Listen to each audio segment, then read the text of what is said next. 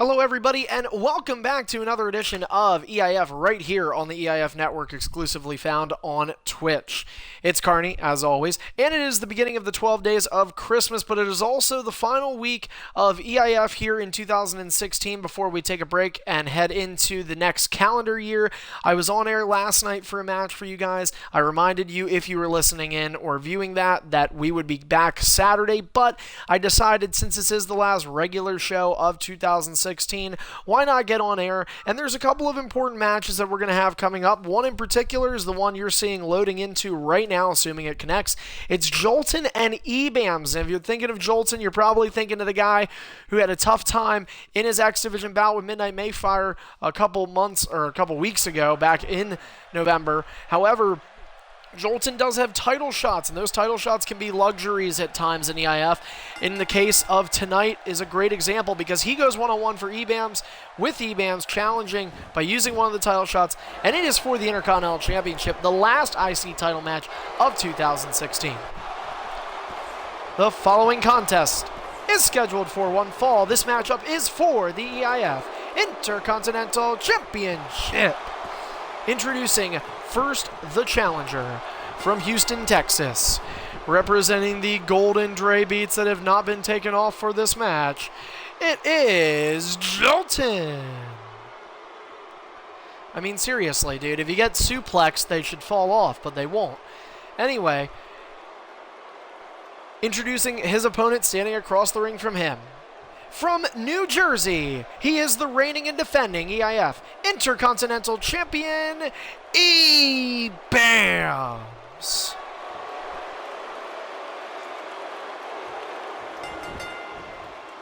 One time for EBAMS. Alright guys, this is for the Intercontinental title. The winner will walk into 2017 with it. Jolton, are you ready? EBAMS, are you ready? Ding, ding, ding. And Jolton trying to distract EBAMS with verbal comments, but EBAMS will have nothing of that. Luthez connecting for BAMS as the two-time Intercontinental Champion goes to work on the challenger. Again, Jolton choosing to voluntarily use a shot here and still in pursuit of trying to win his first championship as a Kamehameha connects. Looking to win over the owner there. It was cool. And an Enziguri, Jolton using a variety of moves early on to try and cap off an underdog story as Jolton looks to end his rookie year in EIF and hoping to end it with a W. Last year, EBAMS ended the year as the United States champion. This year he's looking to do that with the Intercontinental Championship after rebounding from a somewhat dismal middle of the year in 2016. But BAMS, as I mentioned, has recovered smoothly here in 2016 on WWE 2K17. That was really the turning point for BAMS.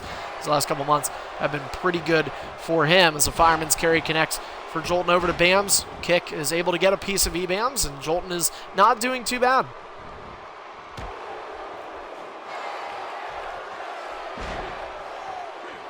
Jolton trying to pull, and look at Jolton, he's back to submissions.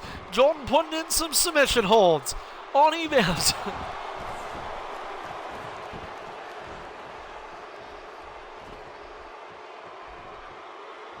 He doesn't know what the move is. Neckbreaker connects for Jolton, who's out of reversals, and now EBAMS is out of the ring on his first ring escape. And surprisingly, I think to EBAMS at least, this match has been even. If anything, maybe Jolton with the upper hand. Jolton no giving clean entry. EBAMS able to catch him, though, of a rebound reversal. EBAMS with a big uppercut to the headphones. Jolton attacks the referee, doesn't know where he is, and BAMS taking advantage, and it's not going to help him regain consciousness with those haymakers connecting. But Jolton, for his sake, is able to do so. EBAMS using a reversal and quick to go to the outside. This is a smart, intelligent move made by the champion EBAMS, guys, because that last reversal, well, it ended up not being smart, but that last reversal threw Jolton to the outside. That actually would have benefited the challenger, would have given Jolton the proper time to get some R&R on the outside, but BAMS went right for it, as you saw. Pulled an Isaac there for a second, but he had BAMS back in the ring. Ended up backfiring on him, though, but they are back in the ring now. BAMS is able to get the advantage that he initially wanted as both men are out of reversals, but the upper hand is for Ebams, and he now has a finisher and could be looking to put Jolton away in the opening minutes. He's going to try and get the challenger in red, though. Instead, forget what I just said. Bro kick connects. Bam's looking to retain the championship, too. And he nearly did. Ebams with that surprise finisher, up 1-0 over the challenger. Jolton now with a reversal and a finisher in hand for Delbs. Off the rope, they play bumper cars. And Delbs takes advantage and hits a finisher of his own. I'm not going to call it walking because it was a weird stack of animations, and Jolton could win his first EIF championship too, and Ebams kicks out. Rock Cena WrestleMania 29 flashbacks there. Back-to-back finisher exchanges between the two competitors here. Again, you are watching the Intercontinental Championship match. Ebams and Jolton fighting for it. Kamehameha! And Bams gets blasted out of the ring. Pure aura connecting to the champion. And Bams uses a mid-move. Mid-move reversal, and that's going to help Ebams. At least for now it will. Ebams with plenty of stamina. He doesn't get all of that signature, but he does look like he got enough of it. Jolton getting up. Bams putting him down. It's a 2-1 finisher count for the champion. Shoulders of Jolton are down. 2. Will they come up? They will. Jolton winning the crowd over here on the stream. We know we have a lot of Jolton fanboys that like to get in here, and really appreciate when you guys talk about nothing but him, even though there's 7 other matches. But, you know, that's always great of you, right? Anyway, for now, though, those fanboys can be happy, and this is probably one of the few nights Jolton didn't get to alert all his friends. Say hi to Miss Legit for me. Ebams, and yeah, that's on stream. Shoulder tackle connects for Ebams. And now, oh, big booty bitches connects.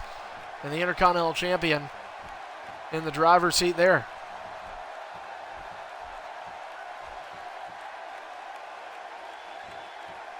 Drive-out really doesn't sound like you're watching.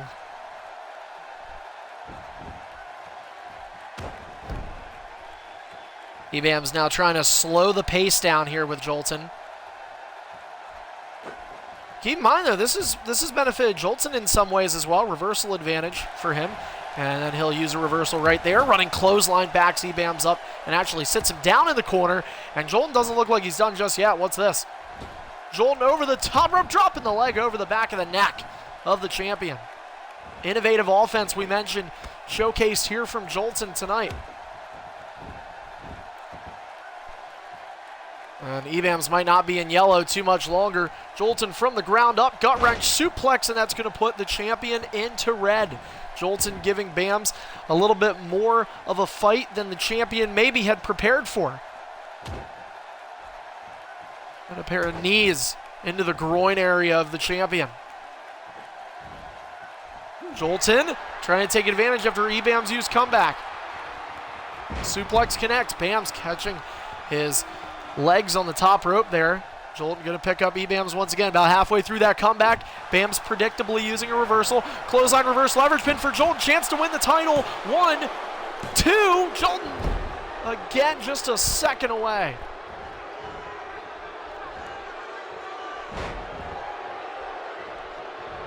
Jolton with a finisher now. He is in the driver's seat. Jolton says he does prefer ED at times, and so even though he had actually asked if he wanted to do Superstar because he had a problem with his character, but his character's looking all right now. He's not doing too bad against Ebams. Ebams forced to use another reversal. And Jolton dropped on his backside once more. Jolton nearing his 3rd reversal, though. Might be able to get a 2-up reversal advantage on Ebams if he chooses to be patient. Headbutt to the skull of Jolton, and his patience paid off in gaining that reversal. So 2 reversal edge temporarily for Jolton. It is a 2-1 finisher count advantage and favoring to the Intercontinental Champion Ebams, who has the offense currently. Jolton uses that was an auto reversal actually given to Jolton. Big opportunity for him that he failed to capitalize on. It was hard to draw what the margin for error is in these kinds of matchups. Ebams obviously preferring a slow, more sluggish pace with Jolton. Jolton stomped on once again, but Jolton has to be calm, and these are the things you look back to True Punishment, his feud sort of culminating there with Midnight Mayfire in the X Division. Just certain little intricacies of his game that Jolton really wasn't able to pay attention to, but he seems a little bit more dialed in tonight. I like his patience in this match, and he's locked up, trying to give Ebams a run for his money, and I think he has certainly accomplished that thus far. Bams being drug away from the ropes toward the center of the ring. Big punch to the skull of Ebams. Not a match you expect to be good. Ratluck had said that prior to being on the stream. That's right, I just threw him under the bus. It has not been bad, though. And, Ebams caught Jolton up high, and running Luthez connects. Jolton, though, could be gaining that third reversal back. Excuse me. Been an entertaining show, probably an unpredictable show in terms of the matches we've seen. We've seen a good variation tonight here on Extreme Distortion, the final regular show of 2016. Some guys getting their final match of the year. It is expected that for Ebams, this will be his swan song match of 2016. Would hate to go out knowing he gave Jolton his first EIF championship reign. And, oh, wait a minute, Jolton able to block that. Both men go off the ropes. Ebams catches Jolton, though, and that has to hurt because that is the second time a reversal was used from Jolton, and he was not able to capitalize both in the last couple of minutes here. Jolton, though, does use a reversal. Once again has Bams in leverage, and Bams got his hand on the bottom rope. Jolton goes for the finisher. Ebams reversed it. Two finishers in hand for the champion now. One reversal in hand for the challenger. When does he elect to do it? He elects to use it there. Plays bumper cars. Jolton now off the rope. And he was able to catch Bams with a German suplex. Jolton with another finisher in hand. And a taunt. And Bams not too happy about this. That's going to be a free strike, free strike, free strike, free strike. Two free strikes. Two free strikes. Jolton, you got to let him up. You got to let him get the two free strikes because you taunted and then you waited over 4 seconds. Yeah, so Bams gets two free strikes. 1, 2, go, go. You can start reversing. I don't know if you agree with me there, Tripod, but I thought it was over. So, no appeal sent from the other District of Power watching this match with me, Tripod, who's also an administrator on Twitter. He's hopefully been keeping you updated for the matches that did not take place on stream. And look at Ebams mocking Jolton with the submission holds.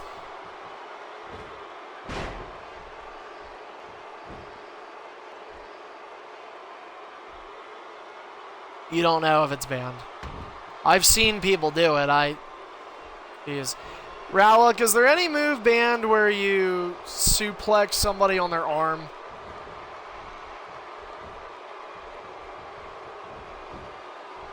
I've seen it used by other people, but... Oh, and now look at this. Bams with leverage pin. 1. Jolton reverses the leverage pin. 2. Jolton could win the title, and no. Man. Third time Jolton has gotten a leverage pin on Bams. Second time Bams had to kick out. There was another where rope break was implemented as Jolton now stands on the apron holding that top rope. Only hitting one finisher in this match, yet Jolton has had more pinfall attempts. Jolton using his last reversal right before he was about to gain that second one. He's going to regret that. Jolton gets bro kicked. 2, and no, Jolton used resiliency and it cost him a finisher, but take a look at this. Bam still has one more. I don't know if Jolton saw that. And let's hope now because Jolton in a precarious position. 1, 2, ref can't see if there's a rope break or not. Ebams retains the title.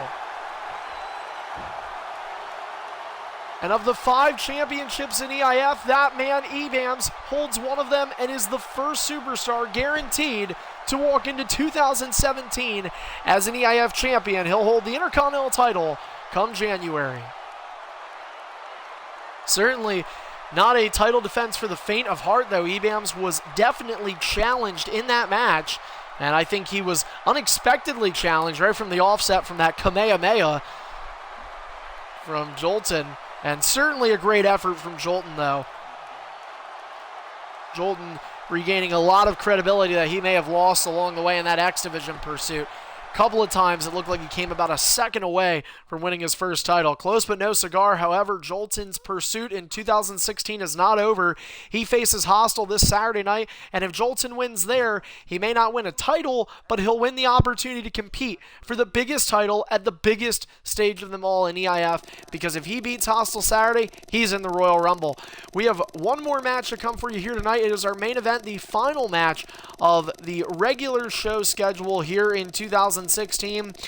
And as Teddy Long would say, it will be a tag team match. Holla holla. It's going to be Ratluck and MBC teaming up to face Pepsi and Tripod.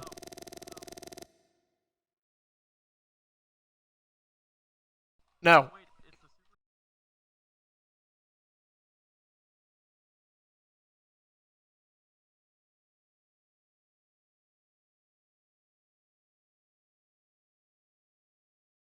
Who's watching? Nexus? Alright, cool.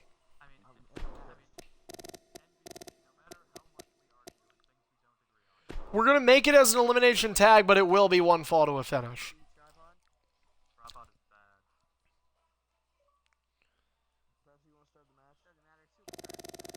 The match is up. Also, as I had mentioned to the people listening in, if you didn't just tune in, or if you are just tuning in, I should say now, this is our last regular show for 2016, but we do have our pay-per-view coming up this Saturday. It is EIF's 9th annual Christmas Blood event. It comes your way at 9 p.m. Eastern, but if you have a chance to get on early, we encourage that you join us at 7 p.m. Eastern for a sit-down tell-all interview. It is the return of EIF's most popular original programming series, The Podcast, hosted by myself with guest for the first time ever on the podcast, Hybrid Maniac, the record-reigning 4+ month world champion, will give his take on a number of hot-button issues in EIF, and as always, and sometimes even a little controversial and sometimes a little over the top, expect an uncut, uncensored edition of an interview and sit-down podcast with Hybrid Maniac. So this match ends up featuring two superstars teaming up that are going to be going against each other in each elimination chamber, set to happen this Saturday. That's only assuming that Pepsi and NBC are able to ready up anytime soon. I'm sure they've hit it, so we're just going to wait and see if this does work, which fingers crossed it does, because it's the last regular show of 2016, so come on, we deserve a little break here. But anyway, Pepsi and Tripod teaming up tonight, Ratluck and NBC teaming up as well, and you guys know that story all too well when it comes to Ratluck and NBC. If you've been a faithful viewer of the EIF network, those two are not the best of friends, but they do have to put their differences aside tonight. It should be noted they did this already before in the past, so in terms of a team, they're actually not too bad together. But there will be no tag team match on Saturday evening. It will be a 5-man elimination chamber for both the Undisputed Superstar Championship and the Undisputed World Championship. On the ED side of things, Tripod and Pepsi, both challengers for the ED Undisputed World Championship. Pepsi will be coming out of the pod first, just as Ratluck will be coming out of the pod first on their respective matches. Tripod's going to be starting out on ED, NBC closing things out because the champions on both brand are allowed the opportunity. Oh yeah, we are too. Is anybody else? Is anybody at the loading screen? Okay. Cool. Alright. Always, I hate doing the 6-mans a lot of times because of this, but then again, we're going to be doing 2 on Saturday, so it doesn't matter whether you put it as elimination tag or elimination chamber, so.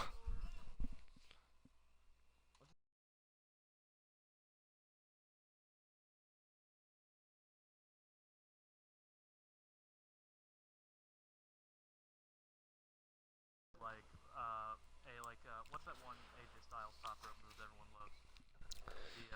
Spiral tap. Yeah. What if I hit that from the top of the cage?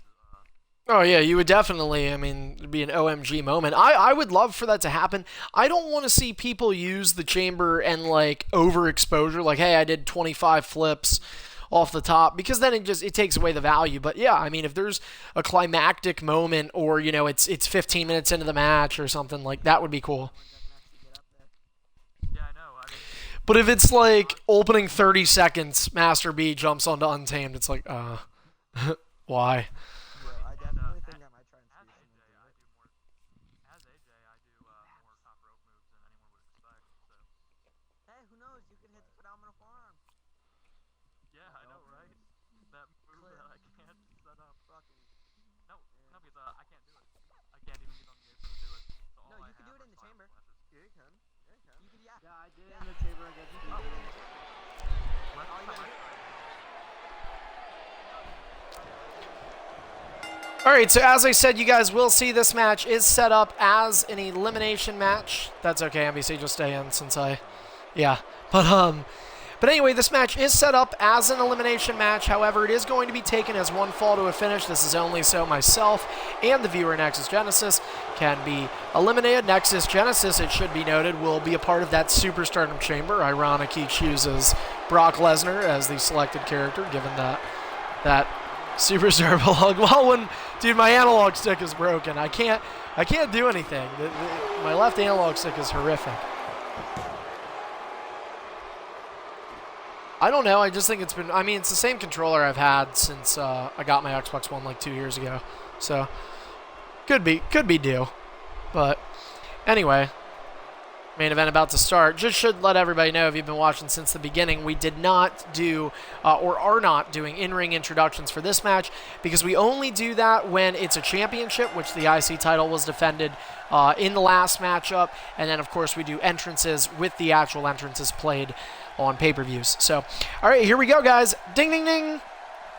Starts out with Tripod and Ratluck in our ED, episode 305.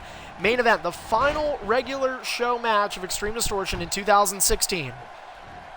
Tripod stopped with the left hand from Ratluck. Ratluck now backing up in a big clothesline. That's going to take the 2-ton warrior to the outside, and then Ratluck going with him. A lion salt. Wow, okay, we already split screen. Let's go ahead and try this again. No, I mean, I trust you. Basically, what do you have to... I mean, we do encourage recording, but at the same time, like, my viewpoint is, the main reason I want the proof, is because, somebody's doing really bad in the match, and, like, they say it so they can, get out of it. There's no way someone's going to be like, whoa, I didn't hit the first move. I got to restart this. I don't feel good about this. So, all right, we're going to go ahead and try it again. Now, if you guys were watching on the stream last week, you did notice that we probably had a little bit of technical difficulties. Take it with a grain of salt. Reason I say this is because, fortunately, by this Saturday, I will be at my house, which I do believe has better connection, or at least I can control the connection better versus here at a school dorm. So, the match is made. Once again, please go ahead and try to join this, but as I said, I'm going to be trying to do that, so hopefully that's going to work out for us, and of course we're going to make sure for those viewers, and of course the superstars especially, all parties in this case are concerned about the connections of some of those larger multi-man matches. But I just want to let all the viewers know, and the superstars know this already, but to you watching the EIF network tonight, we're going to do absolutely everything in our power to make sure those matches go on without a flaw Saturday. It would be probably a little foolish to say that we won't run into some sort of problem along the way, but we'll try to rectify those problems and ensure you guys get the quality EIF experience that we have been known for since the network came out about almost 2 years ago. Hard to believe. April of 2015.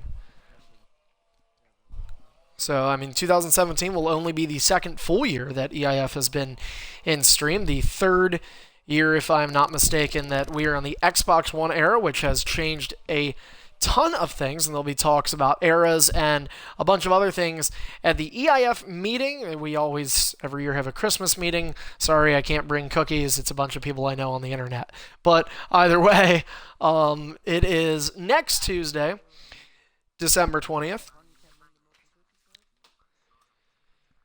Part of me is actually thinking about making that meeting streamed, because I feel like people outside of the party could, you know, like the meeting could be open to just about anybody. And we could, you know, And then people that missed it, they can listen to it. that's true too, yeah. Actually, really isn't a bad idea. Could have something play in the background or something, I don't know. That only means, Carney, that you cannot use your normal meeting language. Well, doesn't mean I can't swear. Keep certain phrases. NC-17. There you go. So, hey, keep that in mind then, people. So, 20th, and you know what? If we do that, I mean, that's open to anybody. So for those of you that don't know, though, the EIF meetings are just a way for us to try and get some organized structures coming up. And, hey, if we do that, people are going to get a good preview of what's to come in 2017 to start. So that should be interesting. That's an interesting idea. We might explore that thought. So in the meantime, though, we're going to explore a take two in trying to get this match to work. Shout out to Ratluck. As we never use that with Ratluck anymore, the take two. That was such a cool thing. There you go.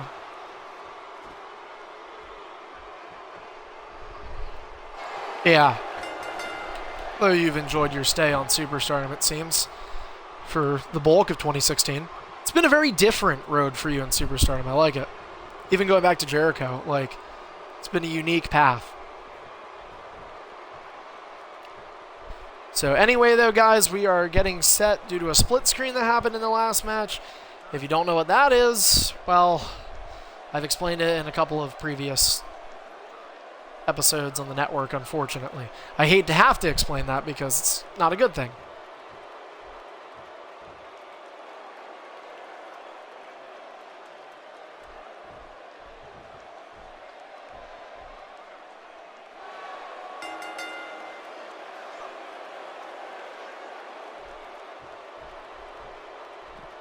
Tripod back up. All right, ding, ding, ding. All right, let's try this again. Ratluck coming off the rope. Forearm, we split. No, we didn't? This is happening? Okay. Ratluck picked up Tripod. Tripod's wearing black clothes. Oh, we split. He's wearing different. Okay. Ratluck with an arm breaker. It's sad. I can see like Ratluck's mustache poking out. Yeah.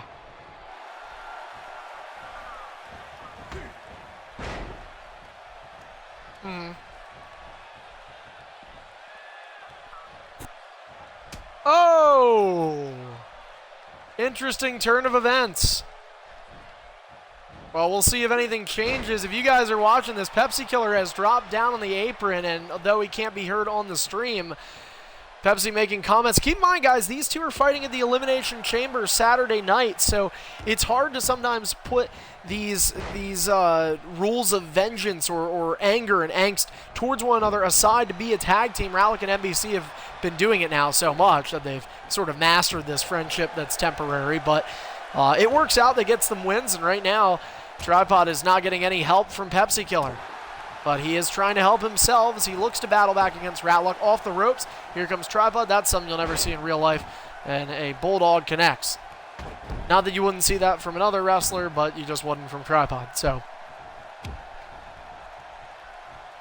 Pepsi has rejoined the apron, and now comments being made. Pepsi being quite disrespectful to Tripod right now, who's clotheslined down and starts flopping like a fish, a.k.a. Rocket Roll 1000. Kamehameha! I know. Tripod with the reversal.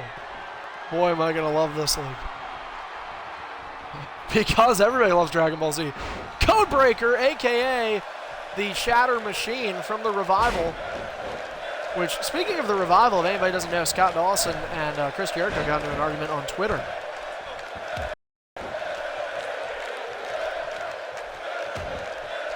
Stomp on the back of Ratluck. Pepsi Killer now in, the more confident of the two between he and Tripod. And Pepsi knows he has been limited, or at least felt limited, opportunities when it comes to the World Championship. And when you compare he and Tripod in terms of the amount of opportunities, it's crazy.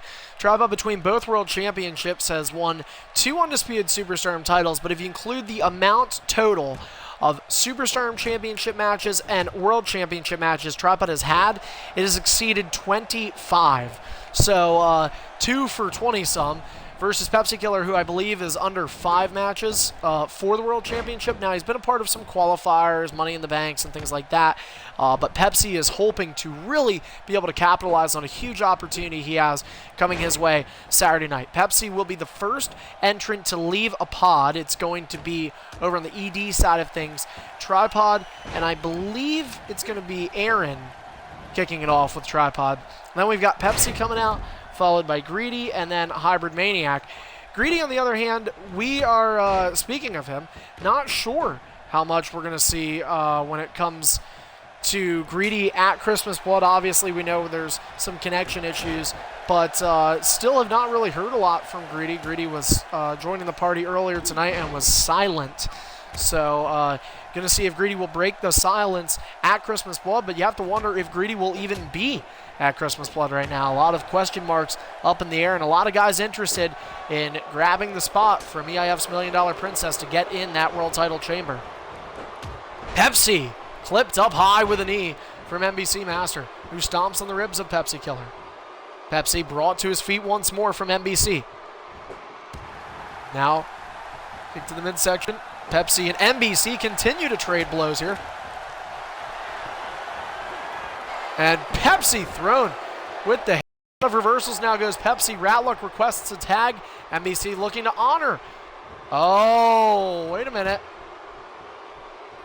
I don't know if that was... Oh, no. I thought that was intentional there. NBC just ran out of gas in the tank, I guess, to get over. So Pepsi now thrown off the rope. Drop out slow. Drop toe hold into the elbow, a.k.a. SVR 09 move. Pepsi now referring to Tripod as a walrus, not trying to make fun of Paul Heyman, just Tripod's personal health issues. And now that walrus has made his way back into the ring like a bleached up whale. He tries to get at Ratluck, and Ratluck missing here. This will give Tripod the opportunity. One of 2 superstars left in green, as is the Superstar champion NBC Master, who has had just a tear in 2016. Remember, every match you show up for gets you points. Even if you lose, you're still getting points for our most analytically broken down BFG statistical seeding in the history of EIF. That BFG does come April, and even though that's still quite a few months away, NBC has been pulling ahead by a wide margin. Even if you weren't to factor in all of those statistics and factor in some self-interpretations and analysis, it's hard to argue that NBC deserves anything less than the top spot in the 2017 6th Annual Battle for Glory All-Stars tournament. Fun fact for you, he made his BFG debut this past year as a lower seed and lost to Tripod, who is in the ring right now and struggling, I might add. What is NBC trying to do? NBC getting warned by the official. And Ratluck. Tripod Irish whipping Ratluck. Is that...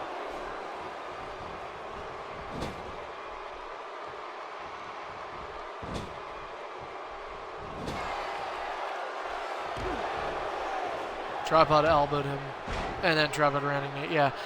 So, oh man, well, all signs point to a great Christmas Blood. Happy holidays, everybody. Okay, so for our viewers that are watching, we sincerely apologize for the 2nd week in a row. We are having uncontrollable split screens, and for those of you, I guess I will define it, so... there are people in this match that are seeing a different match than what you are seeing. Yes, all the competitors are here. Nobody has disconnected yet. Another match and another alternate reality. Holy hell, this sounds like Dragon Ball Super now. But it's taking place. And we're just going to hope that this does not happen Saturday, guys. Again, we're going to try to be very diligent with making sure the connection is as best as it possibly can be for Saturday. But unfortunately, 2 no contests on the last show of 2016 for the regular show. There were a number of good matches, though, so hopefully we can look at the positives. That's a lot of times what you have to draw from bad games like this. So either way, thank you for tuning in. We want to remind everybody that our next broadcast is a pay-per-view broadcast, and it comes your way Saturday, December 17th at 9 p.m. Eastern. that will be the 9th annual Christmas Blood pay-per-view event, highlighted by 2 Elimination Chambers and the 3 longest active reigns in EIF right now going to be up for grabs that night, plus so much more. If you have a chance, tune in at 7 p.m. Eastern Saturday. That is technically our next official broadcast, and that is the EIF podcast with guest Hybrid Maniac. Again, this is going to end tonight's broadcast due to the fact that there was a split screen. So this match goes in the books as a no contest, and we're going to do everything we can to make sure we do not see a no contest take place this Saturday. In the meantime, make sure you follow us here on the EIF Network as well as on Twitter using @EIF Network. You can check out our YouTube channel, EIF Archive, for past videos that hopefully don't have as many no contests as the last couple weeks have had. And for any other inquiries, including an opportunity to submit your prediction column for a chance to win $30, go to our website, leaguelineup.com/EIFlives. All of those URLs are provided for you in our profile right here on Twitch. Thank you again for everybody that tuned in.